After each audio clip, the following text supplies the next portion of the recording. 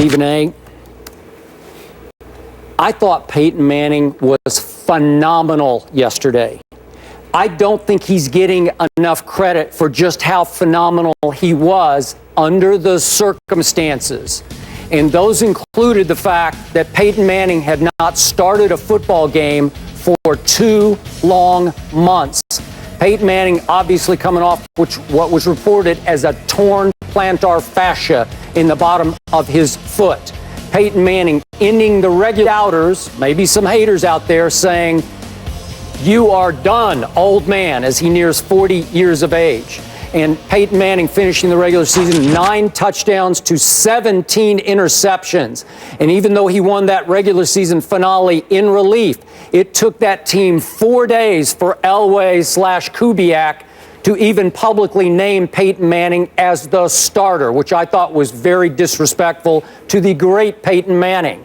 Then finally, a lot of split in Denver. Is it Osweiler's team or is it now Peyton's or vice versa? And there were a lot of times yesterday when you could hear the boos echoing at Mile High. And you wonder, I certainly sat back and wondered, I'm sure a lot of those Bronco fans were saying up in the stands, maybe we should think about going to Osweiler right now. Let him relieve Peyton.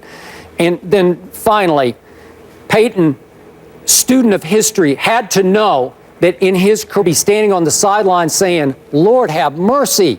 Here comes Ben Roethlisberger." After Ben laid it on thick on his radio show that he does about how he had torn ligaments in his throwing shoulder, Ben looked pretty good to me. He looked just fine to me yesterday on the way to throwing for 339 yards.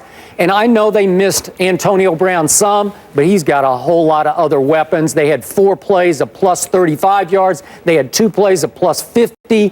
They looked almost as explosive without Antonio Brown. And meanwhile, Peyton Manning went 21 for 37 for 222 yards with, I had 7 drops. You got officially 6. Whichever it was, 6 or 7 drops. Peyton Manning easily could have thrown for 300 plus yesterday. And even though most people are crediting or blaming the Fitzgerald-Toussaint fumble with 10 minutes to go as the turning point in the game, obviously Pittsburgh driving with the 13-12 lead at that point, had 2nd and 4 at the Denver 34-yard line. Obviously, ball's out. He's got a little careless with it. Roby he backhand slapped the ball out of his hands, which is just pathetic. But the point is, 3 plays into that little drive, Peyton found himself facing 3rd and 12 from his 23-yard line. And Peyton made the throw of the game. Remember this one to Benny Fowler, Stephen A? Yes. 3rd and 12.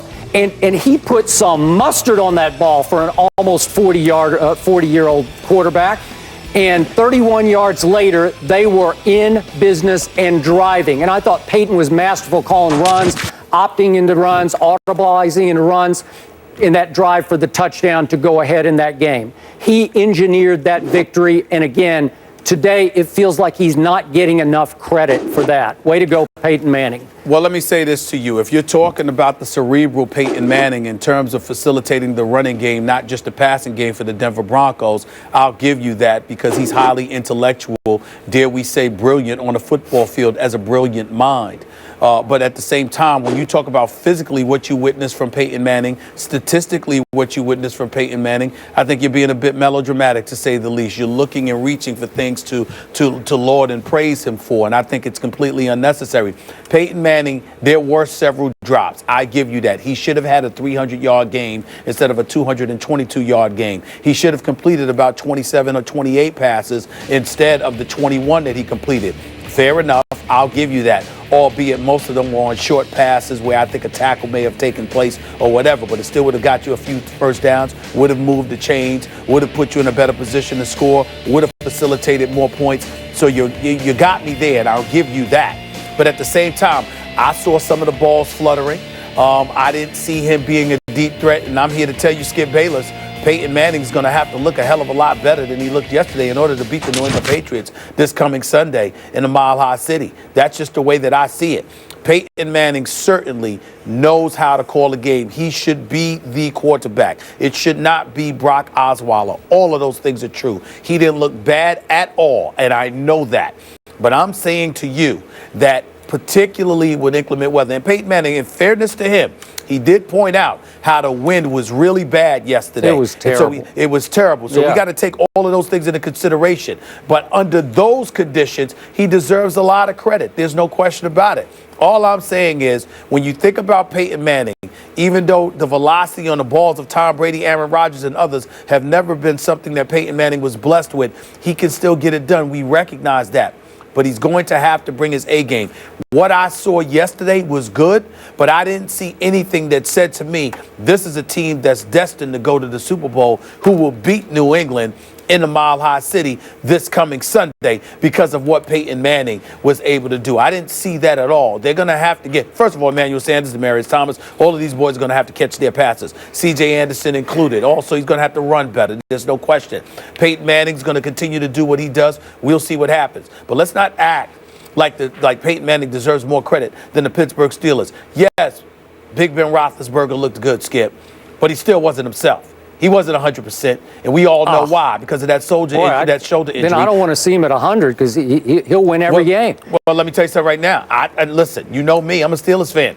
Big Ben Roethlisberger, as effective as he was not 100%. You could tell. The Pittsburgh Steelers want to blame anybody. Blame Vontaze Burfict. He ruined their season as far as I'm concerned, because I believe if Antonio Brown had played yesterday, even with Big Ben Roethlisberger being less than 100%, Pittsburgh Steelers playing in the AFC Championship game in Foxborough next weekend. Maybe. I firmly believe that. Maybe. I firmly believe that. Well, may I point out, and we'll get to this also later, but do you realize, being the Patriots supporter that I am because I'm a Brady fan, do you realize, Stephen A. Smith, that New England's best two defenders, Jamie Collins and Chandler Jones, could not finish that game on Saturday? Do you realize that Gerard Mayo sounds like he's going to be out for good? I'm not sure about the other two guys, but it's possible all three of them would be out. What's your point? My point is that Peyton Manning looked pretty great to me yesterday. That's my point. Well, my point is that if you're looking at it, because you brought up New England, I don't recall New England playing Denver yesterday. I thought that was Pittsburgh. Well, and New England played Kansas City. You said that Peyton Manning's going to have to play a hell of a lot better. Really? But what I'm saying is, it's not saying much to me that Peyton Manning is better than Alex Smith. I like Alex Smith, but we all believed him to be a game manager, one that doesn't turn over the football and finds a way to win a lot of games for you, but nevertheless a relatively pedestrian at the quarterback position. So if you're looking at it from that perspective. Did you see Saturday's game?